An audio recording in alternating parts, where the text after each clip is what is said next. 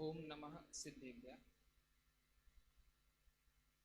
आदरणीय मंचस्थ सभी विद्वद्गण, विदुषीगण और सभा में उपस्थित सभी साधर्मी बंधु, आज आश्रव अधिकार के आलोक में आचार्य कुंद देव के परमागम से हम आश्रव का मूल स्वरूप समझने का एक प्रयास करेंगे। द्रव्याश्रव की संतति विद्यमान संपूर्ण, फिर भी ज्ञानी निराश्रव कैसे हो परिपूर्ण।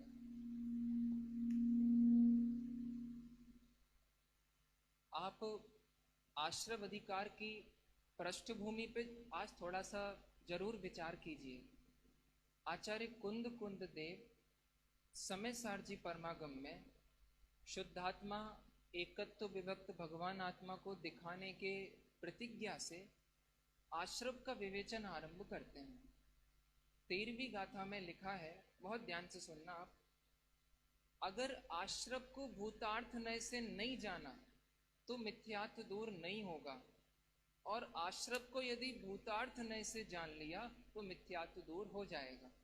मैं 13वीं गाथा को आज मैंने इधर याद करता हूँ। आश्रव को भूतार्थ नय से जानना क्या है? वास्तव में कर्णानियोग में आश्रव की चर्चा जिस रूप में आती है वो अत्यंत उपचरित है। दो द्रव्यों को परस्पर में संबंध करके समझाना, ये बहुत उपचरित बातें हैं।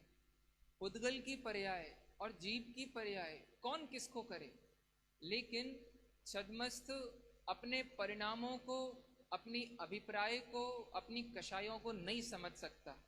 इसलिए कर्णानियोग की विवेचना कर्म, जीव के परिणाम इस तरह से होती है। इसकी पढ़ाई अगर गलत रूप में की जाए तो जीव कर्मों से घबराने लगता है। ऐसा लगता है मुझे हर समय कर्म बंध रहे हैं और मुझे कर्मों को हटाना है। आचार्य कुंद देव इस परमागम में और आश्रव अधिकार आदि प्रसंग पे बोलते हैं, कर्म तो एक समझाने का तरीका था, वास्तव में तो जीव को स्वयं ही अपने अज्ञान से लड़ना है। आपको समझ में आ रहा है? इस बिंदु पे आप जरूर सोचना। उद्गल जीव को विकार नहीं कराता। कर्म मात्र कार्माण वर्गणा में पूर्ण गलन तो कर सकता है, लेकिन जीव में राग उत्पन्न करा दे ऐसी उसमें शक्ति नहीं है। तो आचार्य देव ने कर्णानियोग के आश्रव संबंधी इतने बड़े चैप्टर को, जिसमें षटखंडागम और कषाय पाहुड़ जैसे महान महान ग्रंथ लिखे गए, उसको परमार्थिक रूप से समझाने का एक बहुत ही अकल्पनीय प्रयास किया है। आप इसकी गाथाओं को एक बार देखेंगे तो आप सच में आचार्य कुंद की महिमा से भर उठेंगे, ज्ञायक स्वभाव की महिमा से भर उठेंगे, और आपको सम्यक ज्ञान की भी महिमा आएगी। मैं थोड़ी सी गाथाओं के आधार से चर्चा शुरू करता हूँ। सबसे पहले आचार्य कुंद आश्रव अधिकार की गाथा क्रमांक 164 में पढ़ाते हैं कि आश्रव किसे कहना। तो जनरली परिभाषा है कर्मों का योग द्वार से आना, मन वचन काय के द्वार से द्रव्य कर्मों का आना आश्रव है। पर आचार्य कहते हैं ये असली आश्रव नहीं है। इसका कारण है मोहनीय कर्म, द्रव्य मोह, दर्शन मोहनी, चारित्र मोहनी कर्म 8 कर्मों के आश्रव का कारण है। तो 8 कर्मों का आश्रम मोहनी कर्म से होता है। तो बोलते ये भी आश्रम नहीं है, मोहनी कर्म तो जड़ है। असली आश्रव है जीव के अज्ञानमय, बहुत ध्यान से सुनना, अज्ञानमय मोह राग द्वेष के परिणाम से, और अच्छे शब्दों में कहें स्वभाव को भूलना, पर द्रव्य पर भावों में, विकारों में कर्ता कर्म, स्वस्वामित्व की कल्पनाएं होना, ये मूल आश्रव है। इसको समझाने के बाद अगली चर्चा उठाते हैं आचार्य। एक बात समझिए, मैं एक लिंक बनाता हूं, आप इसको जरा देखना। 8 कर्म आ रहे हैं। प्रश्न 8 कर्म क्यों आ रहे हैं? क्योंकि मोह है, इसलिए 8 कर्म आ रहे हैं। कौन है? मोह, दर्शन मोह, चारित्र मोह। प्रश्न, दर्शन मोह चारित्र मोह भी क्यों हो रहा है? क्योंकि जीव को मोह राग द्वेष के परिणाम है। अगली बात, तो इन आश्रमों को रोका कैसे जाए? सीधा सा उत्तर है, अज्ञान में मोह राग द्वेष के परिणाम अगर नहीं होंगे तो फिर दर्शन मोह चारित्र मोह का भी जीव को उदय उस प्रकार से नहीं आएगा और 8 कर्मों का भी बंध नहीं होगा। तो मूल तो अज्ञानमय मोह राग द्वेष के परिणाम है। आप याद कीजिए, पिछले दिनों में बारंबार ये चर्चा आई है, उन भावों को आश्रम नहीं कहा। लड़ाई झगड़ा, खाना पीना, खेलना कूदना, 4 संज्ञा, ये आश्रम है ही नहीं। अभिप्राय और कषाय चौकड़ी, मिथ्यात्व और अनंतानुबंधी, अभिप्राय में करने की बुद्धि, अभिप्राय में पलटने की बुद्धि, मूल तो ये आश्रम है।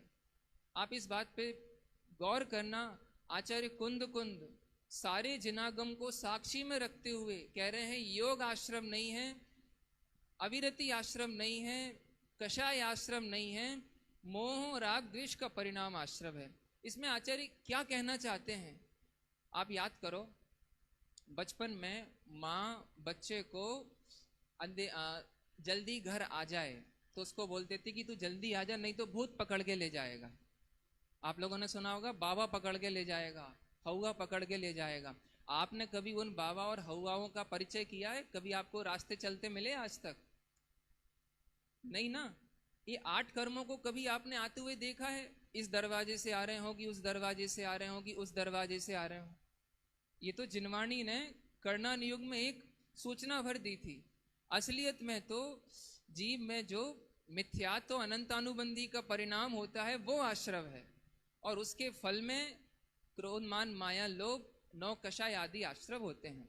ठीक है, थोड़ा सा आगे बढ़ता हूं। आचार्य देव इस आश्रव अधिकार में कहते हैं, ज्ञानियों को बंध नहीं होता। क्या बोलते हैं? ज्ञानियों को बंध नहीं होता। चौथे गुण स्थान में ज्ञानी मुक्त है, उसे कोई बंध ही नहीं है। बड़े ही अचंभे की बात है, जिसके पास अभी 3 कषाय चौकड़ी हैं, जो असंयमी है पूरी तरह से, जो राग और द्वेष के द्वंद्व में फंसा हुआ है, उसे कैसे आश्रवों से रहित कह सकते हैं? आपको ये बात गले उतरती है? 3 अनियोग वाले तो बोलेंगे कि ये बात सरासर झूठी है। आचार्य कहते हैं, सुनो, उस ज्ञानी के अभिप्राय और उस ज्ञानी की परिणति पे देखो। वो जहां बैठा हुआ है उसे ध्रुव स्वभाव के सामने केवल ज्ञान जैसी निर्मल पर्याय नहीं दिखाई देती, तो मोह राग द्वेष की विकारी पर्याय क्या दिखाई देगी? तो अभिप्राय के आश्रवों से निवृत्त है, मिथ्यात्व अनंतानुबंधी से निवृत्त है, इसलिए ज्ञानी निराश्रव है। दूसरी बात, आप सभी इस प्रकरण को पढ़ेंगे तो आपको बहुत आनंद आएगा। कर्मों की बंधन योग्य 120 प्रकृतियां होती हैं। तो यहां कह रहे हैं, उस जीव ने जो अनंत संसार को बांधने वाली एकेंद्रिय, स्थावर, निगोद, साधारण, विकलेंद्रिय, हुंडक संस्थान, नरक गति, नरक गत्यानुपूर्वी, ऐसी जबरदस्त प्रकृतियों की तो उन्होंने समझ लीजिए बंध विच्युति कर दी है। जो अनंत संसार को बांधने वाले कर्म हैं, आज वो है ही नहीं उसके, और जो थोड़ा सा अल्प स्थिति अनुभाग वाला कर्म है, वो तो भागता हुआ चोर है। इसीलिए अभिप्राय से देखो तो वो अपने को सिद्ध समान निराश्रव देखता है, और उसकी परिणति से देखो तो अनंत संसार का आश्रव तो है ही नहीं। आप जरा एक बार इसकी उदाहरण बनाएं। एक व्यक्ति के ऊपर 50 साल तक केस चला कि इसने भारत के राजकोष में से करोड़ों रुपए चुराए हैं, और आज वो जेल के तय खाने में हवा खा रहा है। 50 वर्षों तक उस पर केस चला, और अंतिम दिन सुनवाई हुई तो ये निर्णय हुआ कि ये निर्दोष है, ये निर्दोष है। अब मुझे बताइए, उसे उस समय बेड़ियों में है, पुलिस वालों के बीच में है, उसे मुक्ति का आनंद आएगा कि नहीं आएगा? बताइए, आएगा ना? सोचिए, उस समय गवर्नमेंट की छुट्टी पड़ गई, 2 दिन और विलंब हो गया, किसी का अवसान हो गया बड़े गवर्नमेंट के मंत्री का, तो 2 दिन और बढ़ गए, वो 5 दिन तक जेल में रहा। वो 5 दिन तक जेल में आनंद में रहा होगा कि दुख में रहा होगा? ऐसे ही जिसका अभिप्राय एकदम सिद्धों समान निर्मल हो गया, जिसके जीवन में उसे अपने जीवन का सर्वस्व ध्रुव गायक स्वभाव मिल गया, अब उसकी बंद धारा अज्ञानियों जैसी कैसे होगी? तो आचार्य कुंद कुंद ज्ञानी को निराश्रवी बोल के एक बहुत बड़ी जीवन की प्रेरणा प्रस्तुत करते हैं। आगे चलते हैं तो आचार्य कहते हैं, ऐसी क्या बात है कि उसको आश्रम नहीं होता? वो कहते हैं उसका श्रद्धान इतना दृढ़ है कि आज के बाद जीवन काल में कभी भी वो सम्यक दर्शन निर्णय होने के बाद वो कभी भी परद्रव्य का स्वामी नहीं बनेगा। परद्रव्य के लक्ष्य से कर्ता कर्म की भ्रांति जन्म नहीं लेगी उसको। ऐसे निर्मल श्रद्धान वाले को भावाश्रम नहीं, भावाश्रम नहीं होने से द्रव्य मोह नहीं, और द्रव्य मोह नहीं होने से 8 कर्मों का बंध भी नहीं। आगे चल के और बात करते हैं, तो जो पहले कर्म बंध गए थे उनकी तो तकलीफ होगी ना। तो बोले आप जिनवाणी से नहीं, वस्तु स्वरूप देख के बोलो और ज्ञानी के अभिप्राय देख के बोलो। सच्ची बात तो ये है कि एक परमाणु भी जीव को दुखी देने में समर्थ नहीं है। कर्णानियों का भी यथार्थ यही है, कर्म जीव से नहीं बनते, कर्म कार्माण शरीर से बनते हैं। क्योंकि बंधने के लिए स्पर्श गुण चाहिए और जीव में तो अमूर्तिक गुण है। तो कार्माण शरीर से बंधने वाले कर्म निमित्त भी कब कहे जाते हैं? जब जीव में मोह राग द्वेष अज्ञान पूर्वक हो। इसीलिए सत्ता में पड़े हुए कर्मों का भी वो ज्ञाता ही है, और वे कर्म बिना फल दिए खिर जाते हैं, वे द्रव्य प्रत्यय फल नहीं देते। इस तरह आचार्य ने 166 से 169 4 गाथाओं में तो ज्ञानी की महिमा की है। मैं बहुत ताज्जुब करता हूं, एक संयमी, एक 3 कषाय चौकड़ी के अभाव में आनंद भोगने वाले निर्मल भावलिंगी संत, एक असंयम की भूमिका में रहने वाले ज्ञानी जीव की तारीफ कर रहे हैं। आप बताओ तो सही। सम्यक चारित्रवंत सम्यक दर्शन की प्रशंसा कर रहे हैं। भैया सम्यक चारित्र तो फल है, बिना बीज के फल कैसे आएगा? आचार्य कुंद कुंद ने अपने समस्त परमागमों में एक स्वर से चारित्र से पहले सम्यक दर्शन की प्रशंसा की है। इसीलिए यहां ज्ञानियों को निराश्रय प्रूफ कर रहे हैं। लेकिन अगली 170 से 172 इन 3 गाथाओं में एक विचक्षण चर्चा आती है। ज्ञानी अगर ये माने मैं निराश्रव हूं, तो अब ज्ञानी प्रमादी होगा कि पुरुषार्थी होगा? मेरे को तो कोई आश्रम नहीं है। तो आचार्य ने कहा, अभी तुम्हारे जीवन में ज्ञान गुण का जघन्य परिणमन है। आचार्य ने एक टर्म लिया यहाँ, ज्ञान गुण का जघन्य परिणमन, क्षायोपशमिक भाव। इसका अर्थ क्या है? स्वरूप में लीन नहीं हो, इसीलिए ज्ञान गुण जघन्य परिणमन कर रहा है। ये कॉन्सेप्ट थोड़ा सा समझना चाहिए, ये सांकेतिक भाषा है। ज्ञान गुण 12वें गुण स्थान तक एक गेय से दूसरे गेय पे जाता है। छायापशमिक भाव जब तक है तब तक संक्रांति कहते हैं इसको, या उपयोग का एक गेय से दूसरे गेय पे पलटना। ज्ञान का जानना तो स्वाभाविक भाव है, लेकिन ज्ञान जिस कारण से एक गेय से दूसरे गेय पे जाता है, ये राग को सूचित करता है। काय को सूचित करता है? राग को। तो ज्ञानियों को कहते हैं तुम्हारा ज्ञान ज्ञायक में स्थिर है या गेयों में भटक रहा है? तो गेयों में तो भटक रहा है। इसका मतलब आप स्वभाव में लीन नहीं हो। बुद्धि पूर्वक का राग मिट गया है, लेकिन अबुद्धि पूर्वक का राग भी कोई आनंददायक परिणाम नहीं है। हाँ, चंदन की लकड़ी की आग और मिट्टी के तेल की आग ऐसा नहीं है नहीं जलाती हो। तो अपने अबुद्धि पूर्वक राग को भी बारंबार, जैसे बुद्धि पूर्वक का राग मिटाया, ये 2 कॉन्सेप्ट, ज्ञायक के आश्रय से बुद्धि पूर्वक राग मिटाया, अब बारंबार ज्ञायक स्वभाव में लीन होने पर, ज्ञायक का आनंद बढ़ाने पर, स्वरूप लीनता बढ़ाने पर बचा हुआ अबुद्धि पूर्वक का राग भी मिट जाएगा और ज्ञानी पूर्णतया निराश्रव हो जाएगा। आपको समझ में आया ये पूरा प्रकरण?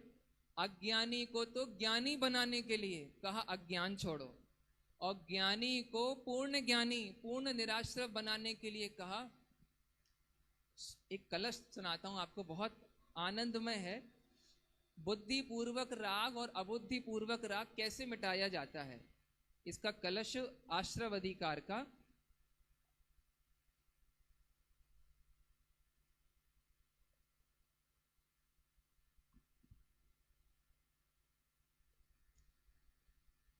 देखिए 116 नंबर का कलश है, बहुत मार्मिक कलश है।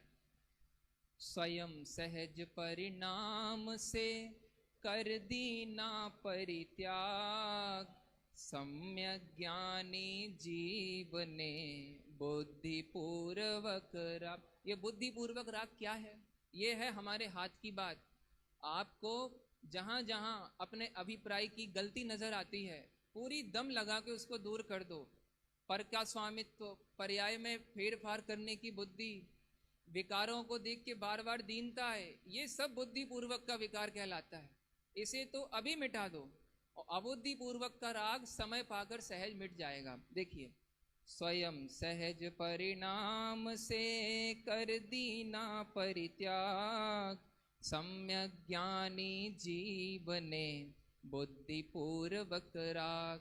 बुद्धि पूर्वक राग त्याग दीना है जिसने, और अबुद्धिक राग त्याग करने को जिसने, निज शक्ति स्पर्श प्राप्त कर पूर्ण भाव को, रहे निराश्रव सदा उखाड़े पर परिणति को।